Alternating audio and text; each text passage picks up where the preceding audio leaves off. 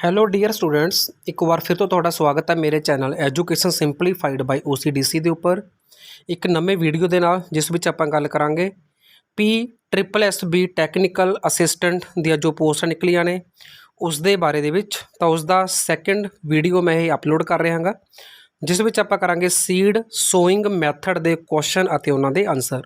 ਸੋ ਇਸ ਦੇ PDF अगर ਤੁਸੀਂ परचेज करना चाहते हो तो गिवन नंबर जो स्क्रीन के उपर ਤੁਹਾਨੂੰ दिख रहा है तो उसके उपर ਤੁਸੀਂ संपर्क कर सकते हो। सो शुरू करते हैं आप प्रश्न नंबर 1। सो फस्ट क्वेश्चन जो थोड़ी स्क्रीन के उपर दिख रहा है वो है processing of planting the seed into soil is called. मतलब मिट्टी ਦੇ ਵਿੱਚ ਬੀਜ ਨੂੰ ਬੀਜਣ ਦੀ ਜੋ ਪ੍ਰੋਸੈਸ ਹੈ ਉਸ ਨੂੰ ਆਪਾਂ ਕੀ ਕਹਿੰਦੇ ਹਾਂ, ਤਾਂ ਐਗਰੀਕਲਚਰ ਦੇ ਵਿੱਚ ਆਪਾਂ ਉਸ ਨੂੰ ਸੀਡ ਸੋਇੰਗ ਕਹਿੰਦੇ ਹਾਂ। ਸੋਇੰਗ ਮਤਲਬ ਬੀਜਣਾ ਹੀ ਹੁੰਦਾ ਹੈ। ओके, प्रश्न नंबर 2 है what processes are essential for seed germination. मतलब बीज के पुंगरन के लिए किहड़ियां जिहड़ियां क्रियावां ने वो बहुत जरूरी ने, एसेंशियल ने। सो दे लई पहला हैगा एप्रोप्रीएट डैप्थ, कि जो बीज नूं बीजते हाँ वो एक प्रॉपर डूंघाई होनी बहुत जरूरी होंदी है। इस तो इलावा हुंदा है कि प्रॉपर डिस्टेंस होनी चाहिए बिटवीन द टू सीड्स। ठीक है, हर दो बीजां के विचाले एक प्रॉपर दूरी जिहड़ी हैगी वो होनी चाहिए है, ताकि सीड सही मात्रा दे विच खुराक अते पानी लै सके अते पुंगर सके। तो इस दे नाल ही जिहड़ी सॉइल क्लीन होनी चाहिए है, उस दे विच कोई वीड्स मतलब अनवांटेड जिहड़ी ग्रोथ होंदी है वो नहीं होनी चाहिए। तो नाल ही है seed should be healthy and free from the disease. मतलब जिहड़े बीज ने वो बीमारियां तो रहत होने चाहिए हैं, मुक्त होने चाहिए हैं। प्रश्न number 3 process of seed developing into plant. मतलब बीज तो एक पौधा पैदा होने की जिहड़ी प्रक्रिया है उसनूं की कहा जाता है। तो सही उत्तर आएगा इसका जर्मीनेशन, यानी कि पुंगरना। Question number 4 a funnel shape tool in which funnel is filled with seeds and that seed pass through the 2 to 3 pipes. 2 या 3 पाइप के विचों सीड मतलब पास होंदा है एंड ਜਿਹੜੇ ਪਾਈਪਸ ਹੁੰਦੇ ਨੇ ਉਹ ਹੁੰਦੇ ਨੇ with sharp ends. This method of sowing the seed is called. So basically ਇਸ ਕੁਐਸਚਨ 'ਚ ਪੁੱਛਿਆ ਗਿਆ ਹੈ ਕਿ ਪੁਰਾਣੇ ਸਮੇਂ ਦੇ ਵਿੱਚ ਇੱਕ ਟੂਲ ਜਿਹਦੀ ਸ਼ੇਪ ਫਨਲ ਵਰਗੀ ਹੁੰਦੀ ਸੀ, ਜਿਵੇਂ ਆਪਾਂ ਤੇਲ ਵਾਲੀ ਟੀਪ ਕਹਿ ਦਿੰਦੇ ਹਾਂ, ਠੀਕ ਹੈ, ਉਸ ਤਰ੍ਹਾਂ ਦੀ ਜਿਹੜੀ ਹੈਗੀ ਸ਼ੇਪ ਹੁੰਦੀ ਸੀ, ਤਾਂ ਉਸ ਦੇ ਥਰੂ ਸੀਡਸ ਨੂੰ ਪਾਈਪ ਦੇ ਰਾਹੀਂ ਪਾਸ ਕੀਤਾ ਜਾਂਦਾ ਸੀ ਮਿੱਟੀ ਦੇ ਵਿੱਚ, ਤੇ ਇਸ ਤਰ੍ਹਾਂ ਬੀਜ ਬੀਜੇ ਜਾਂਦੇ ਸਨ। ਤਾਂ ਇਸ ਮੈਥਡ ਨੂੰ ਕਿਹੜਾ ਮੈਥਡ ਕਿਹਾ ਜਾਂਦਾ ਹੈ? ਸੋ ਇਸ ਦਾ ਉੱਤਰ ਆਏਗਾ ਟ੍ਰੈਡੀਸ਼ਨਲ ਮੈਥਡ।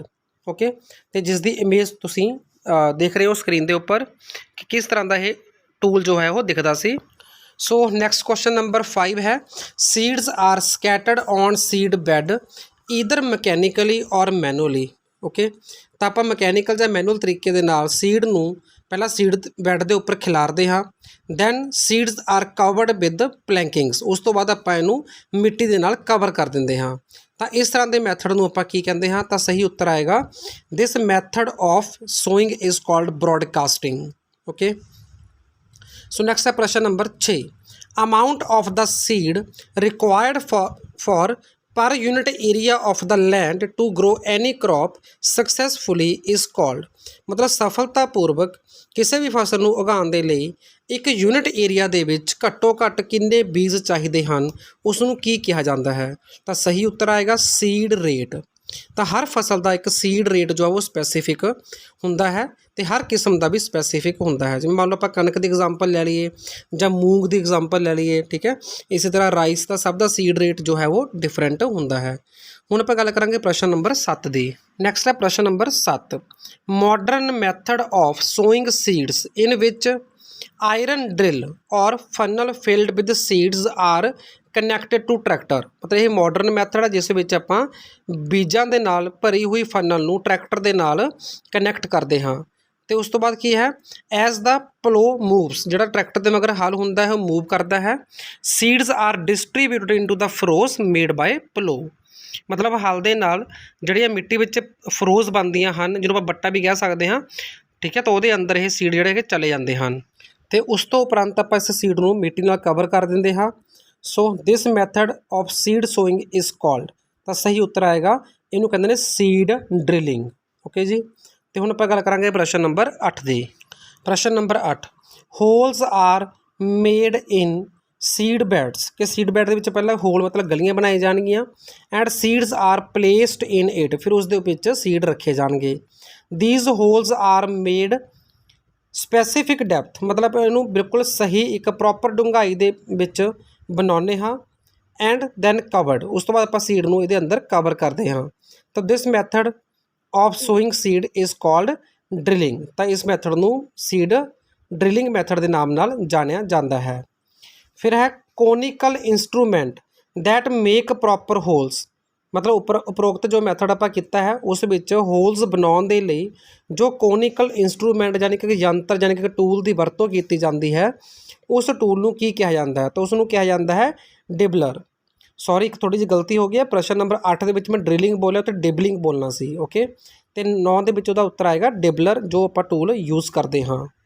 ਪ੍ਰਸ਼ਨ ਨੰਬਰ 10, ਸੀਡਸ ਆਰ ਡਰੋਪਡ ਇਨਟੂ ਫਰੋ, ਮਤਲਬ ਫਰੋ ਦੇ ਵਿੱਚ ਸੀਡ ਨੂੰ ਗਿਰਾਇਆ ਜਾਂਦਾ ਹੈ। ਇਨ ਕੰਟੀਨਿਊਸ ਫਲੋ, ਮਤਲਬ ਲਗਾਤਾਰ। And then covered with soil. Proper amount of seeds are sown, ਮਤਲਬ ਪੂਰੀ ਚੰਗੀ ਤਰ੍ਹਾਂ ਸਹੀ ਇਕਸਾਰ ਮਾਤਰਾ ਦੇ ਵਿੱਚ ਸੀਡ ਬੀਜੇ ਜਾਂਦੇ ਹਨ। ਐਟ ਦਾ ਪ੍ਰੋਪਰ ਡੈਪਥ, ਇੱਕ ਸਹੀ ਪ੍ਰੋਪਰ ਡੂੰਘਾਈ ਦੇ ਉੱਪਰ ਤੇ ਪ੍ਰੋਪਰ ਸਪੇਸ ਦੇ ਉੱਪਰ। This method of seed sowing is called, ਤਾਂ ਇਸ ਮੈਥਡ ਨੂੰ ਵੀ ਆਪਾਂ ਕਹਿੰਦੇ ਹਾਂ ਡਰਿਲਿੰਗ ਮੈਥਡ। ਓਕੇ, ਪ੍ਰਸ਼ਨ ਨੰਬਰ 11 ਹੈ seedlings are first planted in nurseries and then planted in the prepared field, ਮਤਲਬ ਜਿਸ ਤਰ੍ਹਾਂ ਆਪਾਂ ਪਨੀਰੀ ਕਹਿੰਦੇ ਹਾਂ ਕਿ ਬੀਜ ਪਹਿਲਾਂ ਨਰਸਰੀ 'ਚ ਬੀਜੇ ਜਾਂਦੇ ਹਨ, ਉਸ ਤੋਂ ਪਨੀਰੀ ਤਿਆਰ ਹੁੰਦੀ ਹੈ ਅਤੇ ਉਹ ਜਿਹੜੀ ਪਨੀਰੀ ਹੁੰਦੀ ਹੈ ਉਸ ਨੂੰ ਆਪਾਂ ਫਿਰ ਆਪਣੇ ਫੀਲਡ ਜੋ ਖੇਤ ਹੁੰਦੇ ਨੇ ਉਹਦੇ ਵਿੱਚ ਬੀਜਦੇ ਹਾਂ। ਤਾਂ ਉਸ ਮੈਥਡ ਨੂੰ ਕੀ ਕਿਹਾ ਜਾਂਦਾ? ਤਾਂ ਉਸ ਮੈਥਡ ਨੂੰ ਕਿਹਾ ਜਾਂਦਾ ਟਰਾਂਸਪਲਾਂਟੇਸ਼ਨ। ਓਕੇ, ਜਿਸ ਤਰ੍ਹਾਂ ਰਾਈਸ ਦੀ ਜੋ ਹੈ ਪਨੀਰੀ ਲਗਾਈ ਜਾਂਦੀ ਹੈ, ਉਹ ਟਰਾਂਸਪਲਾਂਟੇਸ਼ਨ ਦੀ ਇੱਕ ਆਪਾਂ ਕਹਿ ਸਕਦੇ ਹਾਂ ਉਦਾਹਰਨ ਹੈ।